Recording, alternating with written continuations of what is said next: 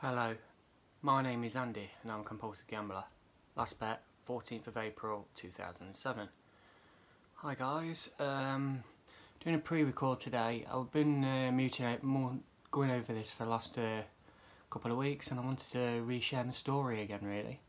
Bit more in depth, bit more broader, and hopefully you could take more out of it. Obviously my very first video is very well viewed, and it's only a shortened version of my story really, and I wanted to probably get it all out there on a video and on my YouTube channel. So here we go. My gambling history. So my granddad used to like to have a bet on horses, my dad did, and it kind of like escalated to me really. Once a year on the Grand National when you was a kid, 25 pence each way. Pick a horse out, what I wanted to use, whatever colour or anything like that, and it was great to put it on really and have a laugh and a joke with it. And I was just a kid at the end of the day, pick up what was the best colour or the best name, funniest name. So, but got to about 14, qualified as a football referee. I wasn't particularly great at football. I could kick a ball and knew where to stand, but I was never going to make it as a footballer. All those dreams when you're a kid. So I qualified as a football referee, and it was one way to get a bit more money in my pocket. This is talking, what, 1993 or 14 then, 1994, and started refereeing kids matches, doing 2 or 3 at the weekend and earning a nice bit of money, and more than my friends at school did when they just did probably a paper round or just got a bit of pocket money. I was pocketing a lot more than them.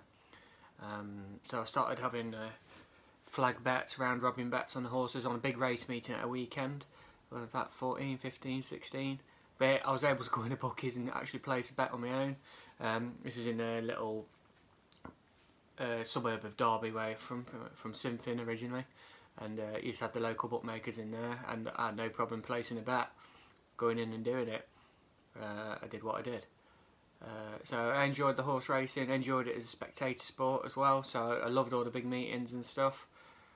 Fast forward to when I was 16, just leaving school, got my very first job, part-time in McDonald's, £2.70 an hour. I remember the wage very well, and I was having a blast.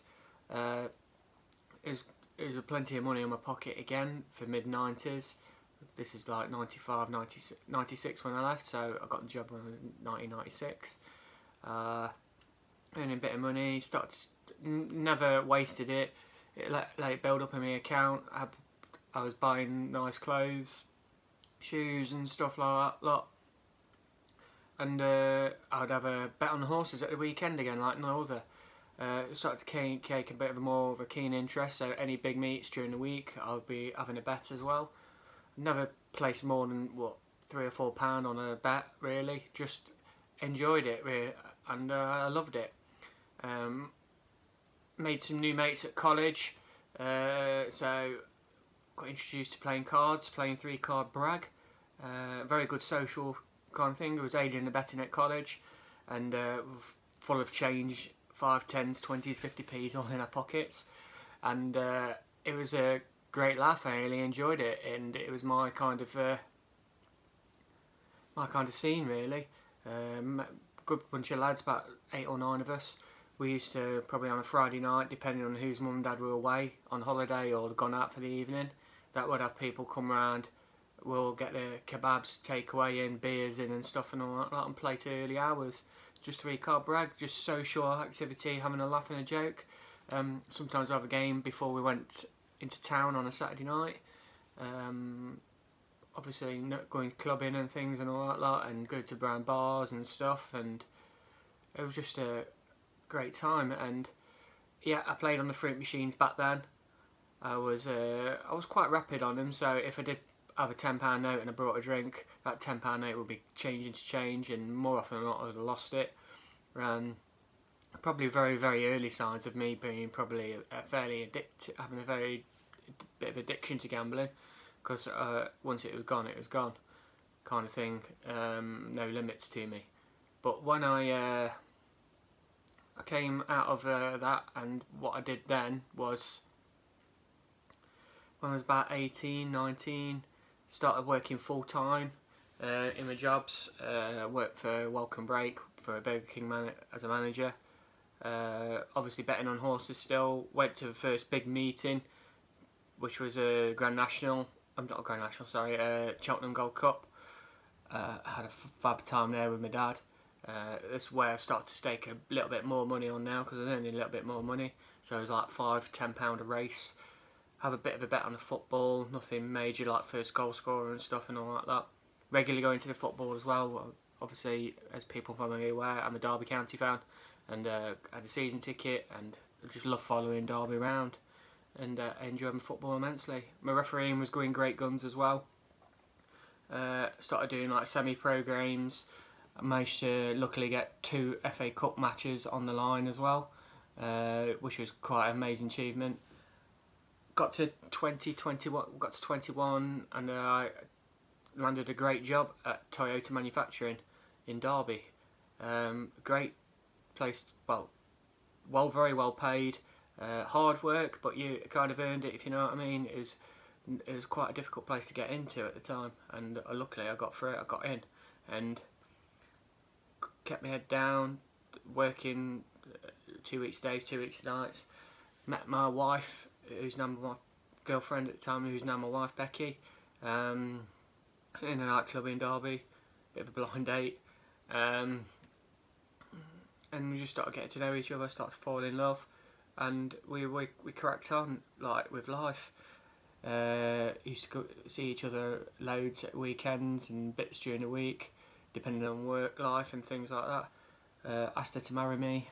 I was pretty drunk when I did it, but I was always going to do it. After about a year or so being together, we thought we needed to buy a house, so we bought a house, a little 2 up 2 down terrace, Victorian terrace with a cellar and like original coving in it. It was the dream really. Young couple in love, planning to get married, first time we're going to live together. Got all the bits in that we wanted. PlayStation obviously for me, settee in, and all your essentials for a house, and connected to the internet. During this time I got introduced to playing a bit of poker, like Texas Hold'em poker online, so I was playing for the free games, not just playing like tournaments for free and stuff and all like that, and decided I wanted to I was a bit of a gambler.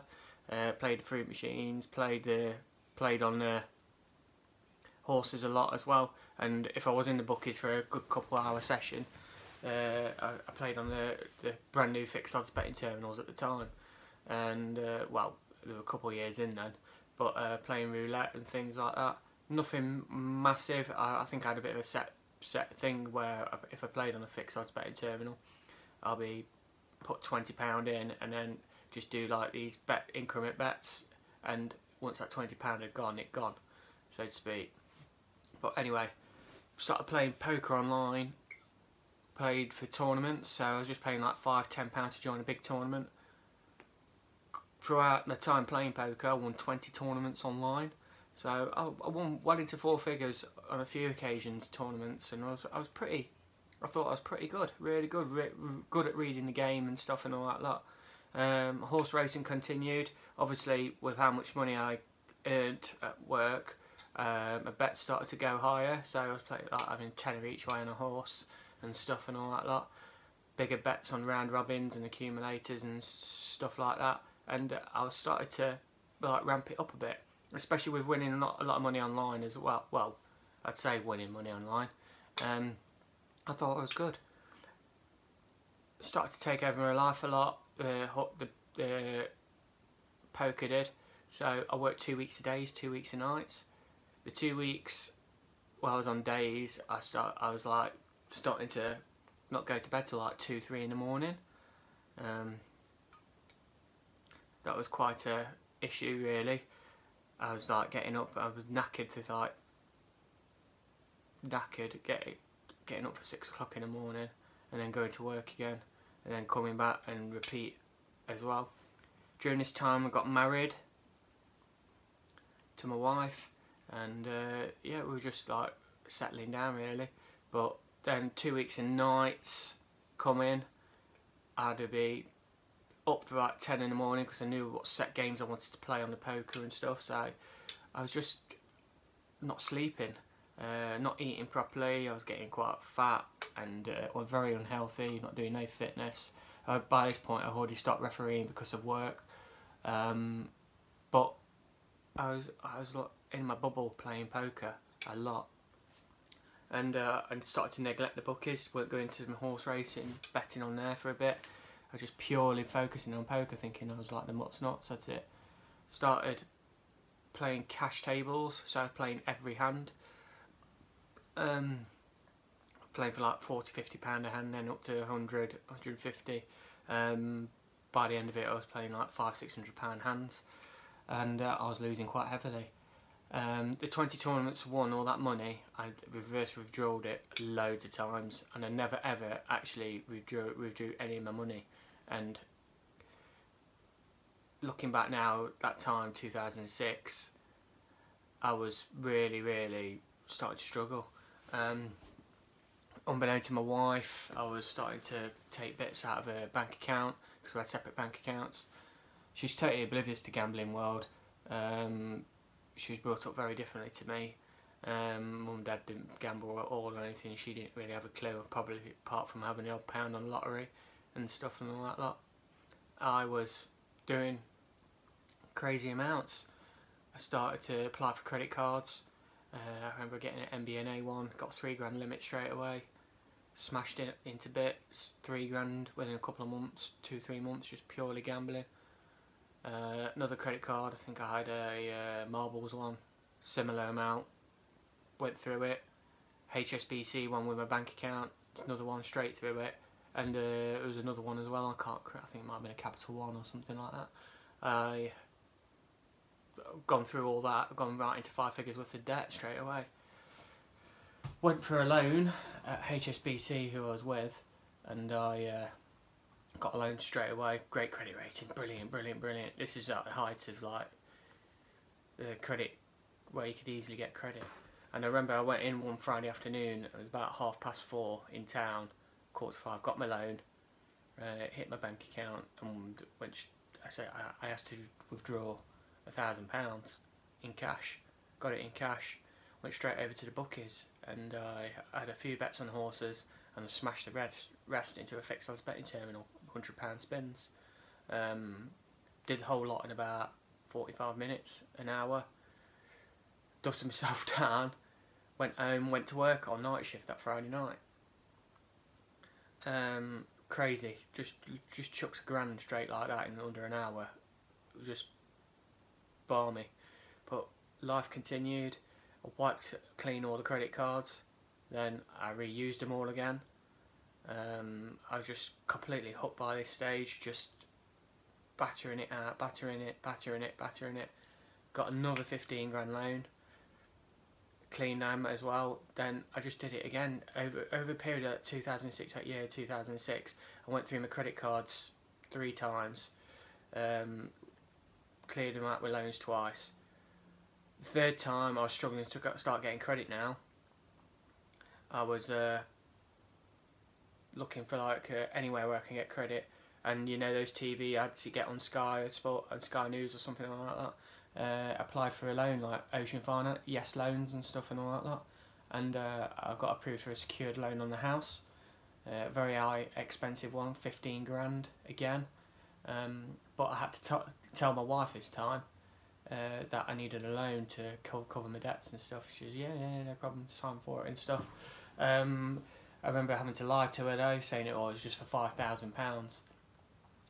When the people phoned up to talk to her to approve this loan, they gave her the terms for £15, and I had to lie to her about it, saying, oh, this is how much you'd lend me, but it'll just be £5. My wife signed it and everything, and I cleared my debts again. By January 2007, I'd done it all again. I'd not closed any of my accounts, and now I've got 4 credit cards maxed out, 5 figures, and I've got 3 loans of £15,000 to pay off, and I withdrew all them in under a year. Started them all in a year, so I was over about £57,000 in debt. Plus, I was living in my overdraft. I had about a 2 grand overdraft at the time, so I was around about 60 grand in debt. Feeling anxious, feeling weight on my chest, I was like, I need to do something about this. I couldn't not stop gambling. I didn't know how to, didn't know what to do. So a bit of a New Year's resolution to myself, thinking, right, this is it, got to stop. All my horse racing started spiraling out of control. I was on £50 a race on some horses, and on like 16, 20 to 1 shots. And I was just like, that's the kind thing where we go to as a gambling addict. We need to win this money to pay the debt off. But then it'll just keep spiralling and spiralling out of control until there's no end. That one big ring never comes. Got to the couple of weeks into January, I was like, oh yeah, I'm doing alright here. This is bearing in mind I've got a wife who's heavily pregnant as well with our first child. I'm doing alright here, a couple of weeks. Once I got paid at the end of January, I blew it all again. Then the following February, blow it all again. March, blow it all again. Coming to my light bulb moment, it was 14th of April 2007, which is the day of my last bet. It was about 4:30, 4:45 in the morning on the Saturday morning. It's Grand National Day, and my sister and my mum had brought me and my dad a special day out at Aintree with trains and everything included, and we were really looking forward to it. Just done another £600-700 on a hand, went all in on pocket twos. I took a hammer. I thought, right, this has got to stop. Went to the cellar, into my cellar, took a hammer, smashed my PC to bits. At that time in the morning, my wife come down and says, "What the hell are you doing?" I'll even lied about that, saying, "Oh, it was broke, so I've just decided to break it up and all that lot." She just shook her head, went back to bed because obviously she was quite sleepy. Bearing in mind we had a young son at the time. And I still remember visions around that time leading up to the gambling. My lad was born in March 20th, and he was on my knee, on my lap, when he was 4 days old, and I was gambling away playing poker for £100 a time, £100-200 a time. And looking back to that day, I was absolutely in bits. I was absolutely addicted, absolutely in a bubble, no world of my own, totally world of my own. Couldn't give a monkeys about myself or anybody else. I was just in a zone. Went to the Grand National meeting and gambled. After that, I stopped. Thought I need to stop, and I think smashing that PC up kind of helped. It was my light bulb moment.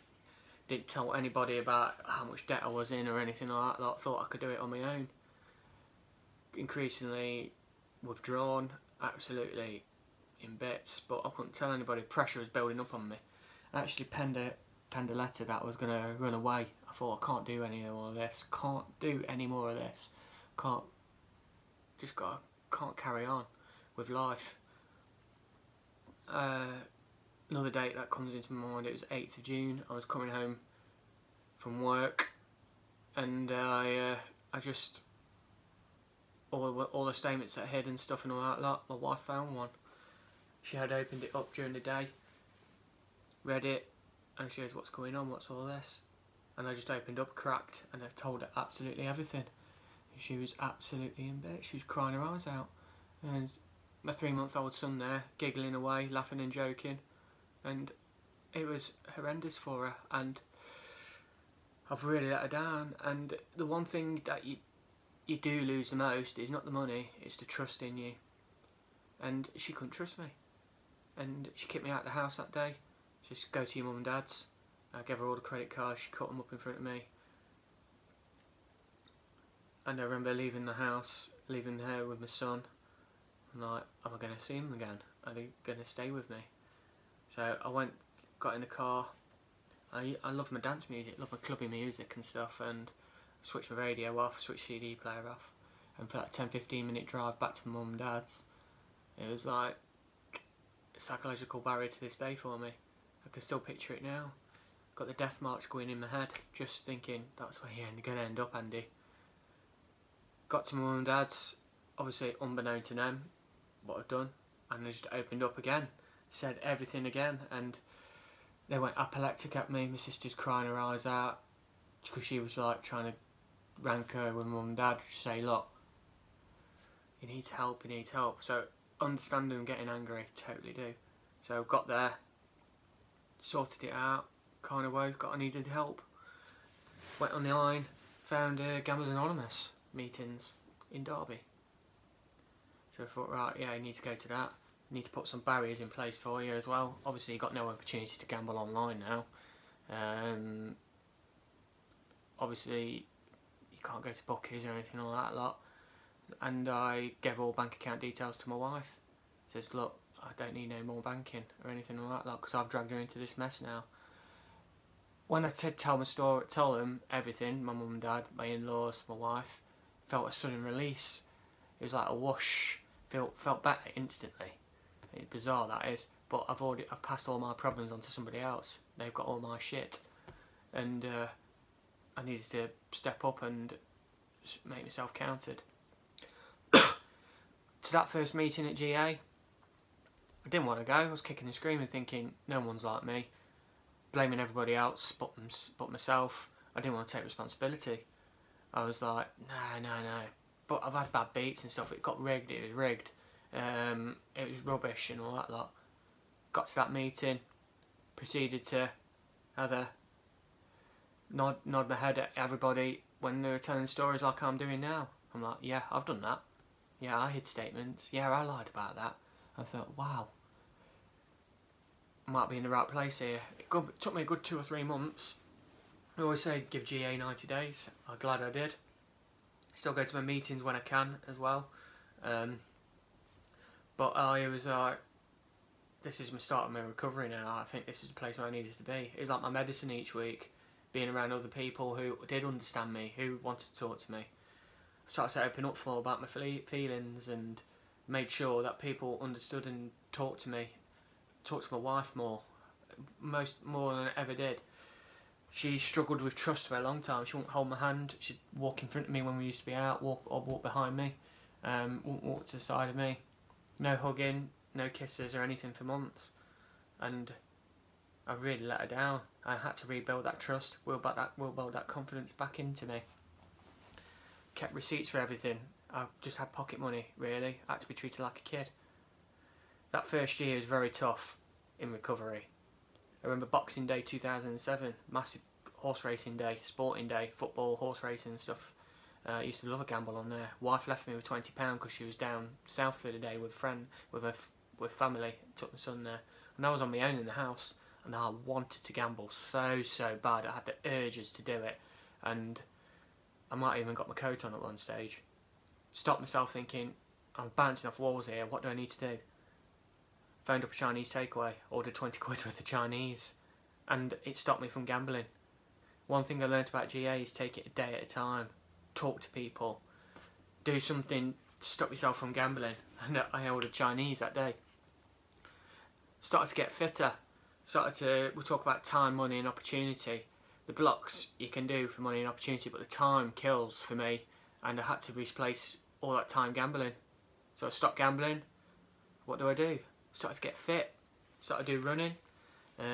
Started doing local 10k, Derby 10k. Did half marathon in Nottingham. Started doing went into the Great North Run. Started raising money for charity. Started to change to be a better person. I was a guy who, someone told me the grass was green, I told him it was effing blue. But I'm not now. I started to change. Started to realise that I needed to take a step back. Started to be a better, chill out and be much better in my life. And yeah, I just got through it. Day by day, I got better. The urges started to go away. Still get the dreams now and again, but I'm fighting back. And obviously, I came out to the world with my very first vlog, my story, in May 2016. My recovery's held no bounds now. I'm very wide open with it. Anyone can talk to me if they wanted to, and I'm very, very passionate about lots of stuff regards gambling addiction now. I want to break the stigma, end it. I want to see lots of education around it, and you don't see the education in schools. You see dangers of alcohol, drugs, etc., STIs, smoking. Don't see dangers of potential gambling harm. I want to prevent it as much as I can. Be it an education form, better treatments as well. and I've vouched for GA to this day. I know it's not everybody's cup of tea, but it's Gamcare. There is Gordon Moody in the UK. There is a couple of national bank problem gambling clinics as well now, and there's other ways as well, like Break Even and like other therapy services. You can have CBT and stuff like that. What I will tell you though now is you have to do it for yourself. No one can do it for you. It's no good blaming everything else, but you're blaming everything else. You have to learn to take the responsibility. I had to, and this is like with life in general. Take responsibility for your actions. I've still got debt to this day. It's still being paid down, but I'm comfortable. The money looks after itself away from gambling. I urge you to talk to someone. If you're feeling like you're struggling, feel free to contact me on Barramad79 or on my messenger, Facebook Messenger. There always is hope. I try and share my story, positive story. There is some absolutely horrific stories out there of suicide and people like living at rock bottom and still are. I've come out of it. I'm not a victim of gambling. My family, my friends were victims of my own gambling. I'm fighting it. You can do it. I promise you. Life does get better. All I try and do is share a positive story. I've got a good job. I've got a nice house. I've got 3 lovely kids and my wife, darling wife. And I want to make sure I provide for them. Hopefully I've changed so much for the better for them. I know I have probably, but I struggle to pat myself on the back sometimes. I talk openly and candid about my addiction. I've got my views as well. I'm fair game for them. I'm a humble guy just sharing his story really. Thank you very much for listening. My name is Andy and I'm a compulsive gambler. Last bet, 14th of April 2007.